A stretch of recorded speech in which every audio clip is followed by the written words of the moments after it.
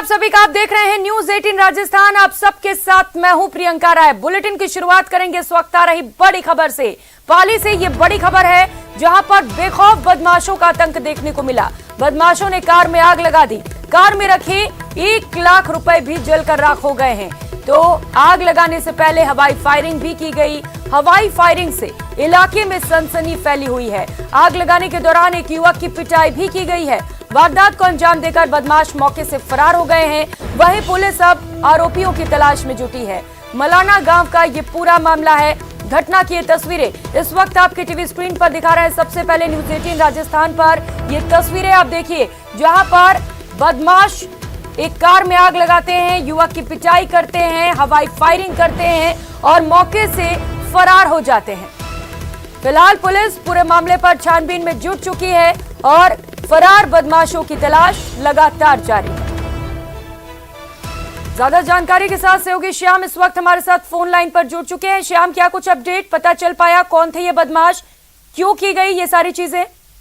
जी, ये तकतगढ़ थाना क्षेत्र के बलाना गांव का मामला है जहां पर सोमवार शाम को स्कूल के मैदान पर वॉलीबॉल खेल रहे थे। इसी दौरान एक युवक नरेंद्र सिंह अपने कुछ साथियों के साथ कार में सवार होकर आया था और उसने अपने साथ हवाला कारोबार प्रॉपर्टी रंजिश को लेकर एक फूल सिंह को डराने की और उसमें दहशत फैलाने के उद्देश्य से उसने हवाई फायर किए। वॉलीबॉल खोल रहे थे, सभी लोग भाग गए तो आरोपियों ने फूल सिंह के साथ मारपीट की और उसके बाद उसकी गाड़ी में आग लगा दी। बताया जा रहा है कि इनके बीच हवाला कारोबार व प्रॉपर्टी की रंजिश को लेकर विवाद है। ये लोग दोनों पूर्व में साथी थे और दोनों साथ में काम करते थे और इसी रंजिश को लेकर इन्होंने ये वारदात की है। फिलहाल पुलिस आरोपियों की तलाश में टीम गठित की है और आरोपियों की तलाश में जुटी हुई है। जी, लेकिन श्याम, जैसा कि आपने बताया कि पुरानी रंजिश है तो कहीं ना कहीं अज्ञात बदमाश तो है नहीं, नामजद है ये, तो इतना वक्त क्यों लग रहा है पुलिस को? जी बिल्कुल, ये अज्ञात बदमाश नहीं है। ये दोनों आपस में दोस्त रहे हुए हैं। नरेंद्र सिंह है जो इसका नाम भी फायरिंग करने वाले का सामने आ गया है। पुलिस फिलहाल आरोपी जो फायरिंग करने के तुरंत बाद फरार हो गए थे, उसके बाद पुलिस ने टीम गठित कर उनकी तलाश भी शुरू की है। हालांकि पुलिस के अधिकारी बता रहे हैं कि जल्दी ही आरोपी उनके हाथ लग जाएंगे। जी श्याम, जिस तरीके से इस पूरी वारदात को अंजाम दिया गया, कहीं ना कहीं देखिए ये तो क्लियर है कि जो अपराधी हैं वो बेखौफ हैं, फायरिंग करते हैं, कार में आग लगाते हैं, तो पीड़ित के अंदर डर भी होगा। जी बिल्कुल, ये बात सही है कि इन लोगों ने दहशत के उद्देश्य से ही ये फायरिंग वो आग लगाई। इनका उद्देश्य ये भी जो जिस तरीके से घटना हुआ प्रत्यक्षदर्शियों ने बताया उसके अनुसार इनमें किसी प्रकार से ये हत्या करने का उद्देश्य नहीं था। महज उस जो फूल सिंह है उसे डराने के उद्देश्य से और उसमें दहशत फैलाने के, ताकि वह पूर्व में जो हवाला कारोबार और प्रॉपर्टी कारोबार साथ करते थे और अब अलग हो गए, वो एक साथ वापस आ जाए, इसी डर फैलाने के उद्देश्य से ही ये घटना कारित की गई है, ऐसा बताया जा रहा है। डर फैलाने की यहाँ पर कोशिश की गई है। चलिए अपडेट्स आपसे लेते रहेंगे मामले पर। बहुत शुक्रिया आपका इन तमाम जानकारियों के लिए। तो तस्वीरें आप देख सकते हैं, इलाके में डर फैलाने की, सनसनी फैलाने की यहाँ पर कोशिश की गई है। हवाई फायरिंग कर यहाँ पर चेताया गया है पीड़ित को और इसके साथ ही धमकी भी दी गई है। कार में भी आग लगा दी गई। बताया जा रहा है कि कार में 1 लाख रुपए भी मौजूद थे जो जलकर राख हो गए हैं। फिलहाल पीड़ित ने मामले में रिपोर्ट दर्ज करा दी है और पुलिस बदमाशों की तलाश में। तो इस पूरे वारदात के बाद इलाके में दहशत है, लोग डरे हुए हैं। जिस तरीके से अवैध हथियार लेकर बदमाश घूम रहे हैं सरेआम सड़कों पर, हवाई फायरिंग करते हैं, मन मर्जी यहां पर की जाती है और पुलिस कहीं भी यहां पर मौजूद नहीं रहती है, ना ही जब ये घटना होती है तब वहां पर पहुंच पाती है। जब बदमाश मौके से फरार हो जाते हैं तब अब पुलिस आरोपियों की तलाश में है। और इस बीच एक और बड़ी खबर मिल रही है। पीएफआई को लेकर लगातार शिकंजा कसता जा रहा है। एनआईए और ईडी ने एक ज्वाइंट ऑपरेशन चलाया है। एक और ज्वाइंट ऑपरेशन देखने को मिला है। 7 राज्यों में छापेमारी की जा रही है। इस वक्त ये सबसे बड़ी खबर आपको बता रहे हैं। एनआईए और ईडी ने मिलकर 7 राज्यों में छापेमारी की है। ये राज्य उत्तर प्रदेश, मध्य प्रदेश, पंजाब, दिल्ली, केरल, तो ये तमाम राज्य हैं जहां पर इस वक्त संयुक्त रूप से छापेमारी की जा रही है। तो गुजरात और कर्नाटक और असम में भी रेड डाली गई है। एनआईए की ओर से और ईडी की ओर से एक बार फिर से संयुक्त रूप से बड़ी कार्रवाई को अंजाम दिया गया है। पॉपुलर फ्रंट ऑफ इंडिया ये एक संस्थान है जिस पर छापेमारी की जा रही है। 7 राज्यों में संयुक्त रूप से छापेमारी कार्रवाई की जा रही है। ताबड़तोड़ लगातार एक एक कर कई खुलासे और गिरफ्तारियां की जा रही है पूरे मामले पर। तस्वीरें भी आपको दिखा रहे हैं और इस वक्त की सबसे बड़ी अपडेट आपको बता रहे हैं। पीएफआई पर लगातार शिकंजा कसते हुए एनआईए और ईडी ताबड़तोड़ छापेमारी की जा रही है इस वक्त 7 राज्यों में।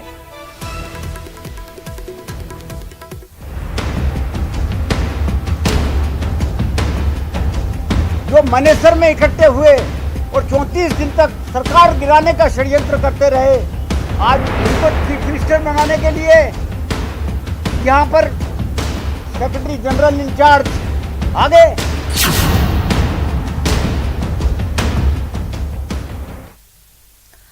और राजस्थान के सियासी हलचल को लेकर इस वक्त की सबसे बड़ी अपडेट आपको बता दें। बड़ी खबर, राजस्थान संकट पर सोनिया गांधी सख्त हो चुकी हैं। माकन और खड़गे से रिपोर्ट मांगी गई है। माकन और खड़गे आज सुबह सोनिया गांधी से मुलाकात करेंगे। अब से कुछ ही समय में बताया जा रहा है कि दोनों कांग्रेस अंतरिम अध्यक्ष सोनिया गांधी से मुलाकात करेंगे, बातचीत करेंगे और जयपुर के दौरे को लेकर रिपोर्ट सौंपी जाएगी। राजस्थान में जो सियासी ड्रामा चला, जो सियासी हलचल देखने को मिली, इस पूरे मामले को लेकर दोनों जो ऑब्जर्वर आए थे वो आज सोनिया गांधी से मुलाकात करेंगे और इस मसले पर अपनी रिपोर्ट सौंपने वाले हैं। तो रिपोर्ट में अनुशासनहीनता का भी जिक्र किया गया है। रिपोर्ट में कुछ विधायकों पर कार्रवाई की भी सिफारिश की गई है।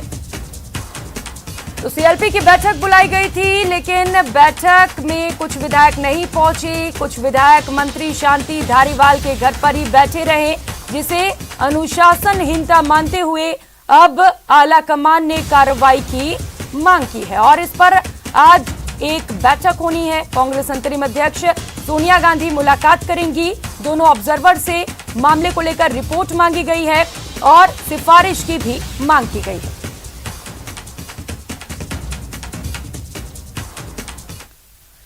तो क्या कांग्रेस का सबसे मजबूत किला अब मुश्किल में है? क्योंकि राजस्थान में नए सीएम के चयन को लेकर जब दिल्ली ने राजस्थान को निर्देश दिए तो उसे मानने को लेकर कांग्रेस के कई विधायक तैयार नहीं दिखे। दिल्ली की कवायद पर, जयपुर के अटैक पर यह खास रिपोर्ट देखिए। गंभीर हुआ कांग्रेस का संकट। कांग्रेस में दिल्ली जयपुर की लड़ाई। जब कांग्रेस आलाकमान के ऑब्जर्वर जयपुर से दिल्ली तक सरकार का संकट खत्म करने की जद्दोजहद में लगे थे, तब जयपुर में अशोक गहलोत के समर्थक पोलो मैच का आनंद ले रहे थे।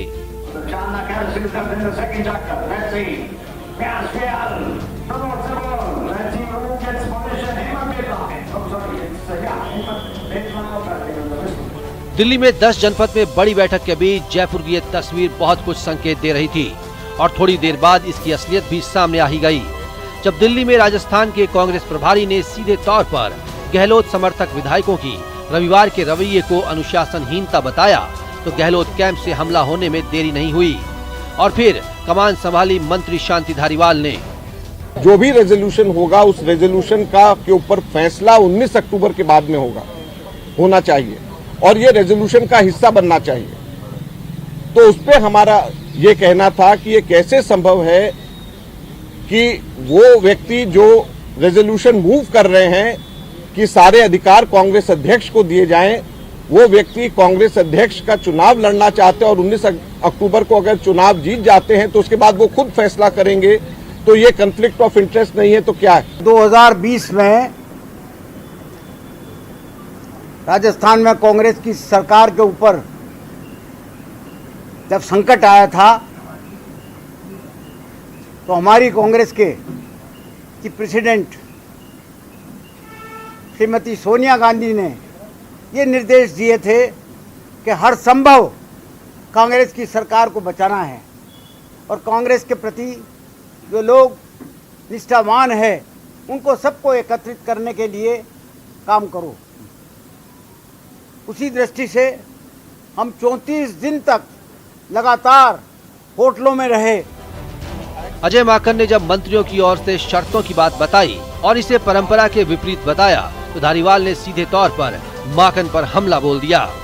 दूसरा, उन्होंने ये कहा कि हर विधायक से आप अलग अलग नहीं मिलिए, बल्कि आप ग्रुप में मिलिए, समूह में मिलिए। इस पे हमारा ये कहना था कि कभी भी ऐसा कांग्रेस में नहीं होता है कि विधायक दल की मीटिंग के अंदर समूह में बात करी जाए। सब विधायकों से अलग अलग बात करी जाती है ताकि सब लोग फ्री एंड फेयर तरीके से अपनी बात को कह सके। कभी भी ग्रुप में बात नहीं होती। डिप्टी चीफ मिनिस्टर होते हुए और प्रदेश कांग्रेस के अध्यक्ष होते हुए आज उनको चीफ मिनिस्टर बनाने के लिए यहाँ पर सेक्रेटरी जनरल इंचार्ज आ गए। सेक्रेटरी जनरल इंचार्ज पे मेरा चार्ज है कि वो पक्षपातपूर्ण तरीके से यहाँ के विधायकों से बात कर रहे थे और उनको इन दिनों में कई दिनों से लगातार ये सूचनाएं आ रही थी कि वो सचिन पायलट साहब के पक्ष में जो है प्रचार करने के लिए जो है कहा करते थे, जुड़ने के लिए कहा करते थे, विधायकों को जुड़ने के लिए कहा करते थे। हमारे पास इस बात के सबूत हैं। जब माकन ये बता रहे थे कि विधायकों के समूह में मिलने की शर्त गलत है तो धारीवाल ने आलाकमान के विधायकों की बैठक बुलाने की कवायद पर ही सवाल खड़े कर दिए। धारीवाल ने लड़ाई में पहली बार सीधे तौर पर सचिन पायलट पर वार किए और साफ कर दिया कि आलाकमान का निर्देश जो भी हो, लेकिन पायलट के लिए हम तैयार नहीं हैं।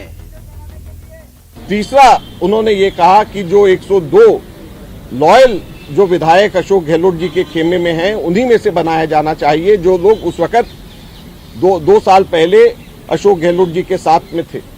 तो इस पे हमने ये कहा कि जो भी फैसला होगा आप लोगों की बात को स्पष्ट तरीके से कांग्रेस अध्यक्षा के सामने रखा जाएगा। हर एक विधायक जो कहेगा वो रखा जाएगा। और जो गद्दारी करने वाले लोग थे, जो मानेसर में इकट्ठे हो गए थे और जो सरकार गिराना चाहते थे, जिन्होंने ये स्टेटमेंट दिया था, chief minister, deputy chief minister होते हुए, प्रदेश कांग्रेस कमेटी के अध्यक्ष होते हुए ये स्टेटमेंट दिया था कि गहलोत की सरकार अल्पमत में आ चुकी है, उसको इस्तीफा दे देना चाहिए।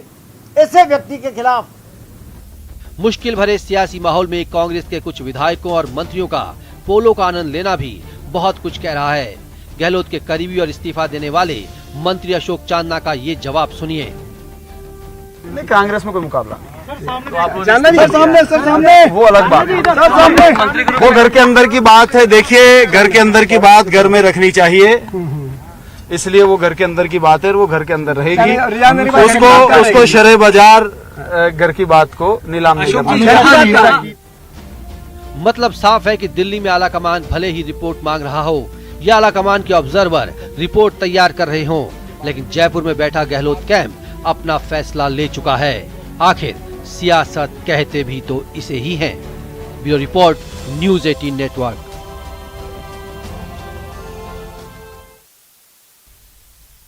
और फिलहाल यह वक्त चला छोटे से ब्रेक का, लौटेंगे फौरन।